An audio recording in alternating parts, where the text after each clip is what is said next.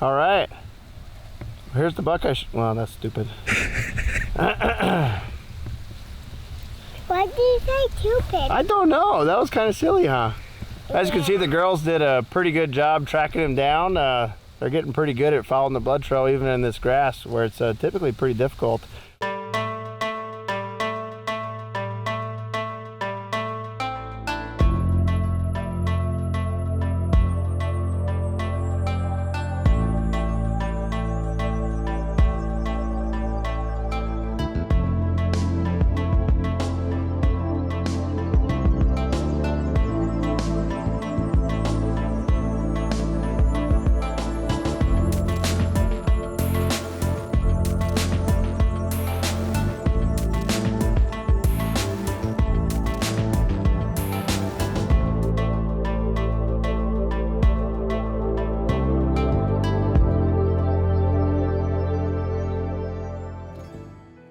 Hey guys, welcome back to another week of Midwest Whitetail.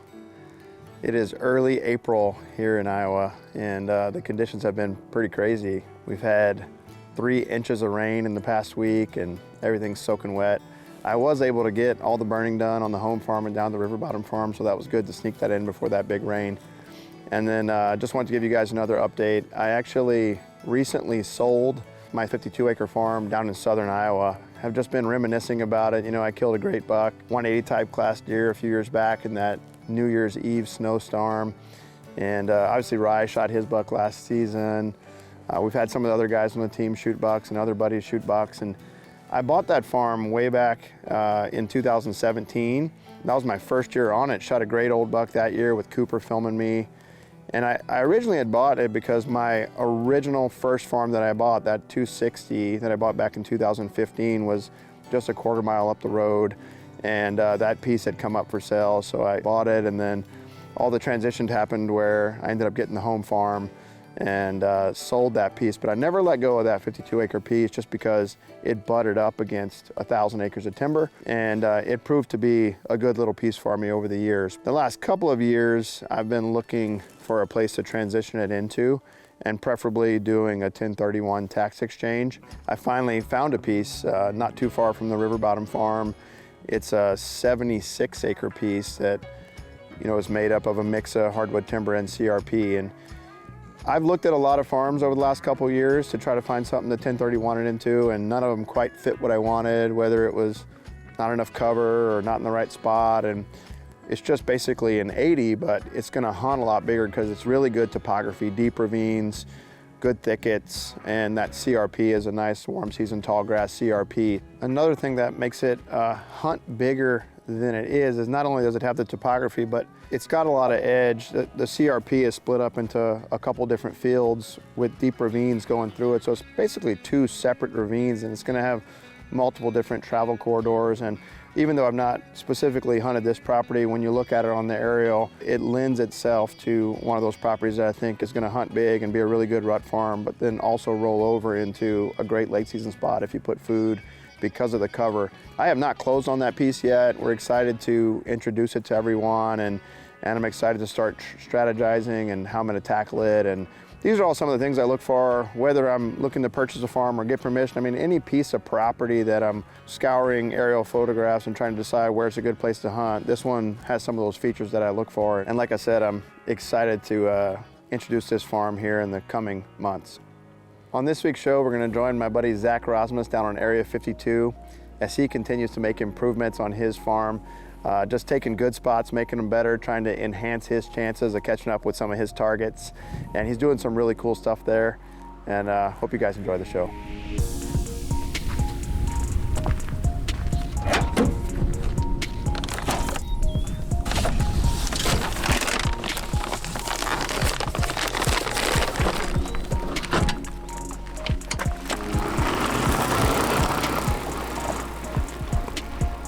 Well, here we are back down in Area 52, and it is a muddy one down here today. In the last week, we've had about 3.5, maybe 4 inches of rain, potentially even more than that. That's a positive for us because I think that's gonna play a little bit into the story that we're gonna tell today about an off-season project that I've been working on down here at Area 52. But we're going to start off by talking about the native seeding. You know, rye came down. We had the Great Plains drill down here last year where I was trying to rescue this native seeding. I had already seeded it once, so essentially we're on the second seeding now at this point in time. I'm not ready to call it a failure yet. You know, rye was giving me a hard time the other day that it's looking pretty barren. I think it is to a point now where we at least have the moisture that's present in the actual soil. An adage that goes along with natives is that the first year it sleeps, second year it creeps, third year it leaps. So hopefully we can see that leap this year when it comes along with that. This is the first time where we're at right now in the actual calendar year that we're on average rainfall totals, where I feel like this is going to be an example where let's see how this responds to this moisture, because we've had less than ideal seeding conditions for a really long time now, and now that we actually have moisture, the seed's just been sitting there in that seed bank ready to go. So hopefully this is exactly what this native seed needs to really get this lane kicked off. The 2023 season will always go down as one of my most memorable to date. You know, I was able to harvest that buck that I called Chicken Nugget at the end of October, and then the buck that I called T-Bone kind of took the void. You know, once Chicken Nugget was removed from the hierarchy here on Area 52, a new buck called T-Bone really took his place, and then late season I was able to catch up with him. But during that same time, there was also a buck I called Pretzel. And although he wasn't a buck that I was talking about a lot when I was down here, just because he was on the fringes of my property, he's a buck that when you see the trail camera photos of him, I mean, he truly is world class when it comes down to it. But I knew that he was not living on the property. So one of the things I'm constantly evaluating when I'm talking about off-season projects, because as soon as season ends, I'm always giddy about when do the off-season projects start, whether it's timber stand improvement, burning, whatever that project might be. And the project that I wanted to do this year was I wanted to better utilize a section of my farm that I wasn't getting a lot of usage out of before. And it's an area that I've historically referred to as the clover plot, and it was one of the first plots that I established down here on the farm during that first season, and it's been clover ever since then. There's a lot of variables that go into why I put the plot where it's located.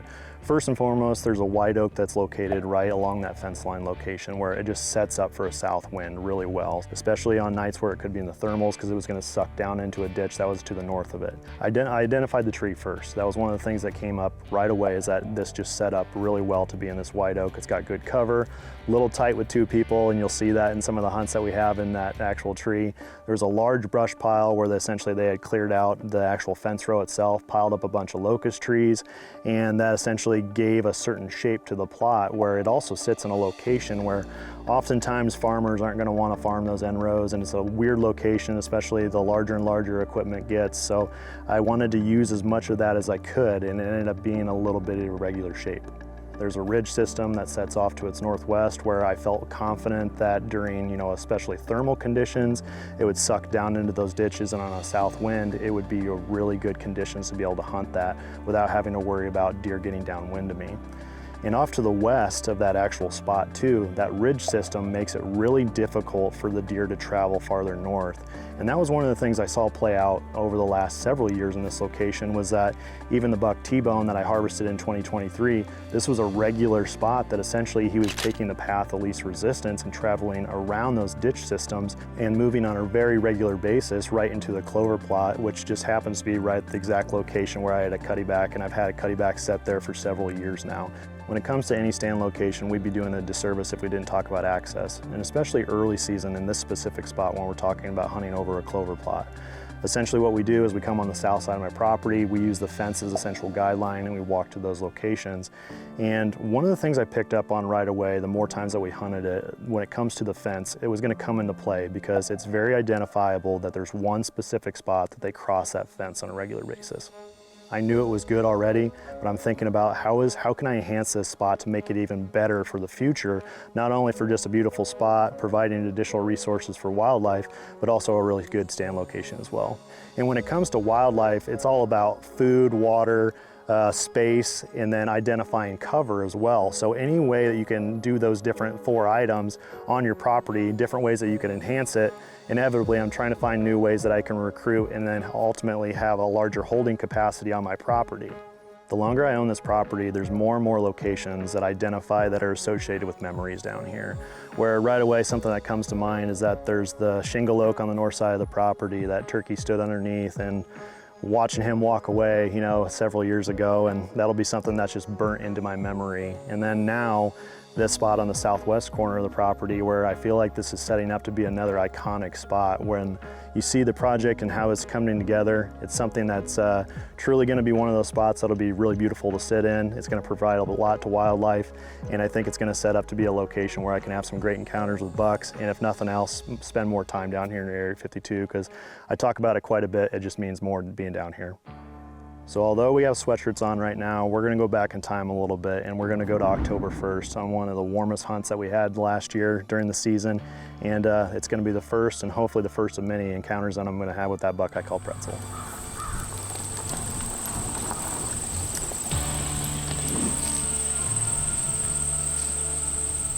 All right, here we go, October 1st. I'm just getting back to this spot that I really love down here in Area 52. We're gonna hunt over this clover plot tonight. We've actually had quite a few does and actually a target buck showing up on this plot. We're gonna get going on hanging the sticks, and a cameraman set right behind me in this white oak, so I'm gonna get going on it.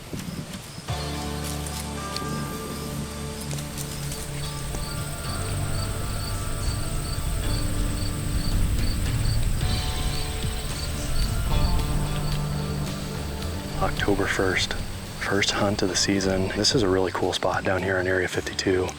We are set up on a clover plot as a transition to grain. The clover looks really great. This white oak that we're in right now is just a cool spot to set up early season. We got a green source. We got acorns on the ground in front of us, easy in and out. It's a southeast wind tonight. Typically I hunt this stand on a south, southwest, or a southeast wind that really just sucks it down in that ditch. With it being early season, this is a safe sit and focus on that doe management. The other thing is too, there's been a mature buck that's been showing up down here. He's been in the middle of the night, so nothing daylight yet, but you never know. I feel like I've been smiling all day because it just feels good to be out here, and it's a beautiful spot to kick off the 2023 season.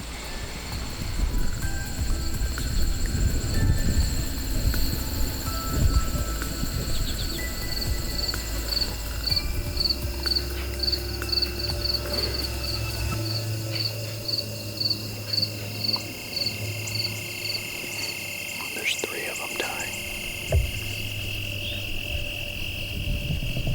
Good enough light. Yep, good enough light.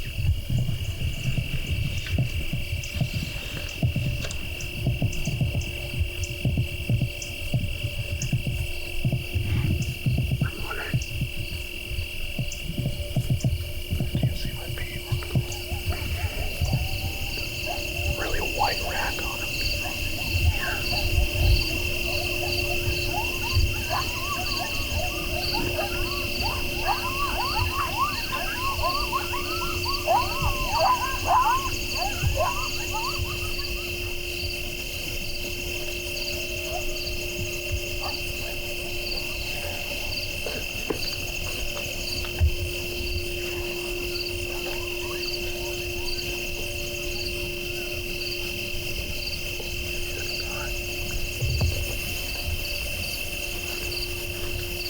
Let's just hang tight, okay, Ty? Okay.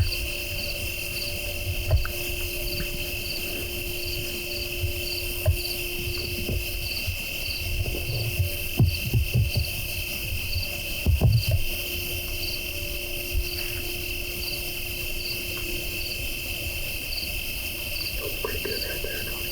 He looks great.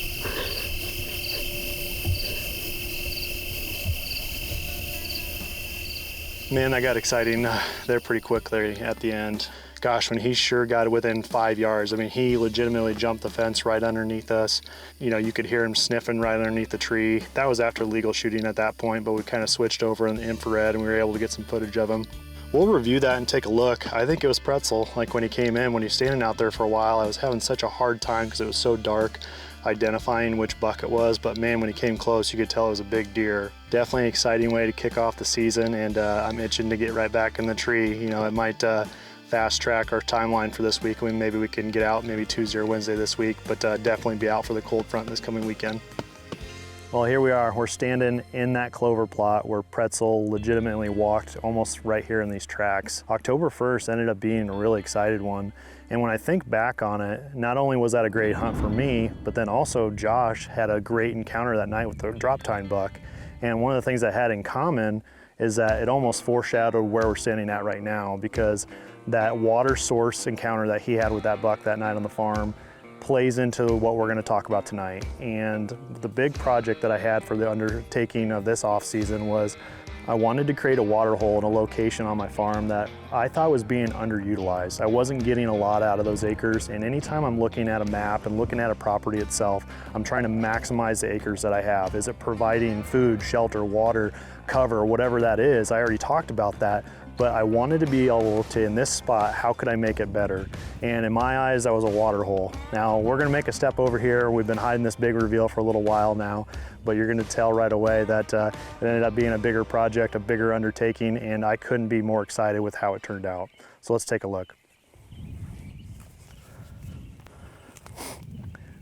I think one of the things you're gonna notice right away is the bright green-ish blue hue that it has to it. And gosh, I just love that. Definitely brings back some nostalgia memories of being at Glacier National Park and just being able to have those moments, but it also is gonna help with the algae too, but it's filling up.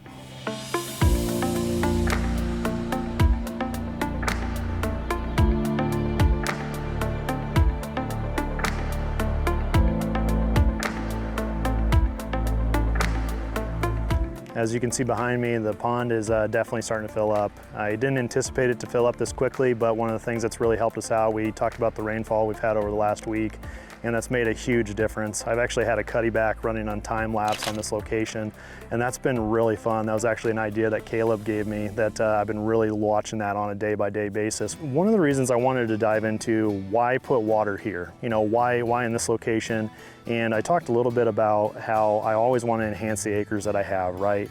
And water is one of those things that I felt like I was lacking down here on Area 52.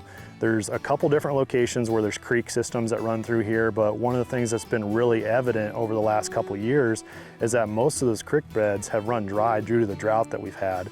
So this goes back to what I was talking about before, where I want to maximize my space, maximize my acres, because a side effect that also came along with this project, I'm providing water in a location that was previously lacking on my farm. So the wildlife are right away, turkeys, possums, we had all kinds of different stuff on camera right away. The deer have found this water source and they're coming to it day after day, where especially during the early season, I think that this is going to play a factor. And although I didn't go after this project for a specific deer, I didn't go after it for a specific buck, one of the things that actually kind of came through this process was that I thought back on that encounter that I had with Pretzel at this location, because I thought about how am I enhancing these acres, you know, but at the same time, how is that going to potentially play into his story when it comes down to it? And through the process of enhancing these acres, I think I've also enhanced my chances of having future encounters with that buck specifically. When this project began, it was very much a water hole project, but as you can see behind me, that it grew pretty quickly into a pond.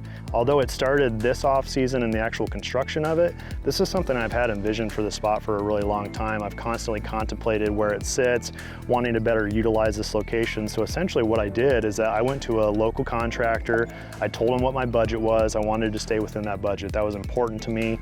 One of the things I've tried to do with the income that comes off this property from the crop side of it is I've tried to reinvest that rent money back into this property in some way or fashion. And this off season, it was the pond project. So I went to that local contractor, had the idea, and essentially what I did is I went on Onyx Maps and I drew where I envisioned the pond dam being, and I told them that I wanted it to be as big as possible and stay within that budget. And fast forward, you know, just a few days, it's crazy what they can do with that type of equipment in such a short amount of time. And one of the things that I tried to do, like during this time too, is I tried to reshape the plot itself too. You know, bulldozers do a really good job of moving mass quantities of dirt, but one of the things I had to do following the actual project itself is I smoothed everything out, and this will actually be the second time I'm going to seed these locations. So one of the things I want to do is I want to reestablish a clover plot in this location, and with us having so much seed to soil contact, that's not going to be a problem here. Moisture is not going to be a problem, and in these locations I wanted to make sure that I had a nurse crop associated with that as well. So we're going to do oats with the clover tonight too, and what I'm trying to do is I'm trying to get it to green up quickly. I'll definitely deal with the oats before they head out, but just to create another food source, you know, maybe for turkey seasons, but also getting that flux of green right away. And although it looks like a really, really big plot right now, it's not going to be this size eventually. I just wanted to smooth out those areas where the bulldozers have been. I think it's probably going to be right at an acre. I'm not sure of the exact shape right now. The pond dam location to me just sets up as a location where they're gonna work their way across that. It's gonna be right in front of that oak tree where that stand's gonna be. So what we're gonna do here shortly is I'm gonna grab the cedar and I'm actually gonna have my Onyx tracker going on while I'm actually carving out what the shape of the plot is gonna be. Because some of the acres that look like they're tilled up for the plot itself right now are actually gonna be row crop. It's time to get that monster buck multi-year in the ground, and one of the reasons I chose that specific blend is I want this to be clover for the future. And I think that's gonna give me the ability that where we're at in the actual growing cycle right now, if I can get it established now, I wanna make sure if Pretzel's out there, I want this to be a food source for this upcoming season for 2024.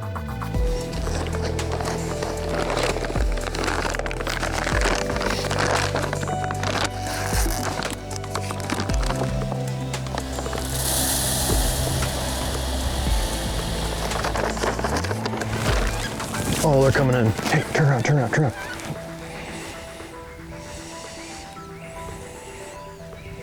Let's go.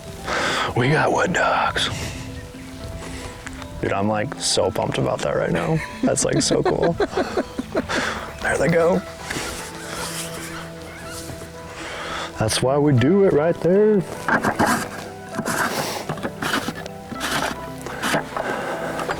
Remember that wood duck box that's sitting in the back of my truck right now? Guess where that's going? T-racker started.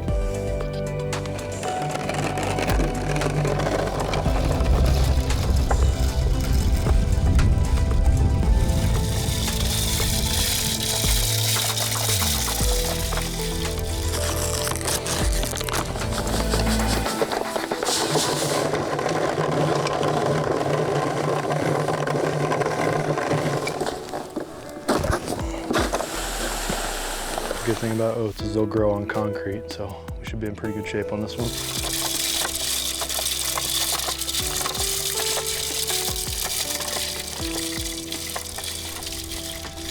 Well, the sun's setting down here on Area 52, and it was a good night's work. We got it all seeded, kind of mapped out somewhere where those plots are gonna be, and really identified what that shape of that plot's gonna look like moving into the future. At this point in time, I'm gonna call this project a success. I've already had the water source, it's established itself now, but we're gonna continue to follow this throughout the summer because I think as the plot continues to develop itself, continues to grow, anytime you have a new plot, you gotta evaluate, I want there to be a food source here coming into the season. You know, if I'm gonna have a chance at Pretzel, if I wanna enhance those odds of having an encounter with that specific deer, I want to have a food source in this location. So I'm going to really manicure this plot. I want it to be looking good, but as always, it's fun to be down here and spend some time down here in Area 52. Lots of projects left this spring that I want to get done, lots of burning yet that needs to get done on some of the properties. But as always, it's fun to be down here and spend some time with good buddies down here in Area 52. So we appreciate you guys tagging along for the journey.